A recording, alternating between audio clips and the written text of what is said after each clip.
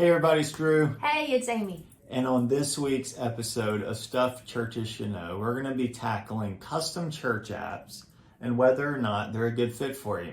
So this word engagement has been super popular in the church. Yeah. And it makes a lot of sense as to why. I mean, we're in a COVID-19 world. Everything's contactless, lots of social distancing, and you're looking for every possible way to meet people where they are. And engaging people is exactly how you do that. But does a custom church app necessarily help you achieve that in all circumstances? We believe that for some of you, a custom church app makes a ton of sense.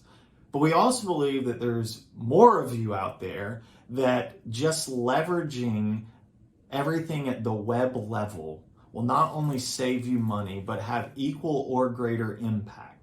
So today we're going to be just talking to you a little bit about that.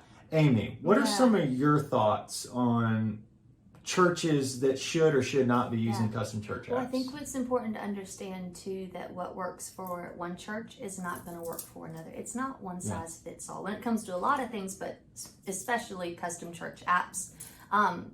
If Elevation Church, they use a custom app and it works well for them, it doesn't mean it's going to work well for First Baptist of Augusta. Sure. And then vice versa. There's a lot of misconceptions that surround these custom church apps. Drew will cover a couple. I'll cover some also. So, Drew, what do they need to know first, you think? Yeah, so a couple of different misconceptions. I think the largest one is if I get a custom church app, my ability to reach people changes overnight. There's some truth to that, but realistically, people are over putting new applications on their phone. They're over it.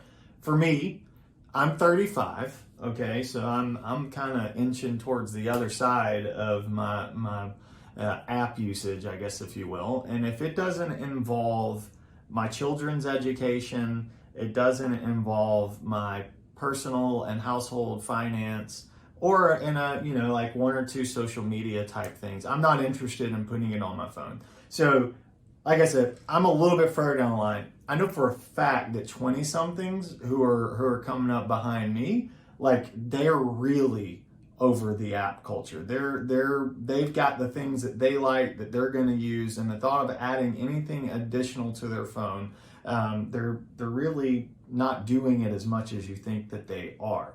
So what does that mean? Well, that means that if they aren't going to my app, if they aren't using apps and downloading apps like maybe we all once were, then what are they doing? They're going to your website, right? So that would be kind of misconception number one. The other misconception is kind of something Amy already talked about. It was like, who does a custom church app benefit? What type of church? These churches, Elevation, right? That's a great one. Steven Furtick, if you don't know who he is, you should check him out. He's amazing. All of that stuff. He has a global platform.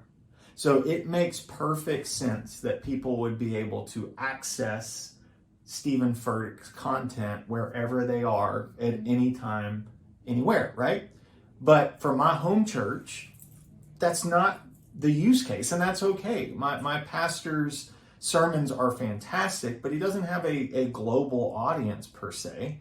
And the need to access a message that he taught maybe last November isn't really all that necessary. So I'm going to spend this money to house all of this information on an application, servers, all that good stuff. Does that make the most sense for you, right? So you really got to assess your church and see, okay, having an application for streaming and doing all of those things, does it have to be an app or can it be done at the web level, right? So one of the other, I don't know if we're called a misconception, but it's more of a lack of understanding is what we've kind of discovered in conversations, is like the contrast between app and web, right? Yeah. So tell us a little bit about their differences and similarities. Yeah. So first of all, I think you need to understand that everything that lives within an app, it can live on your website too. And that's where you should focus your time and energy, because we're groomed kind of to always navigate to the website before we ever go to the app store, before we ever download an app. So that's where the time and energy needs to live. There are a ton of resources that are available, whether that is WordPress, whether it is Squarespace, if you've gotten someone to build a website. All of these things help your website become this super mobile friendly experience, right? Yep.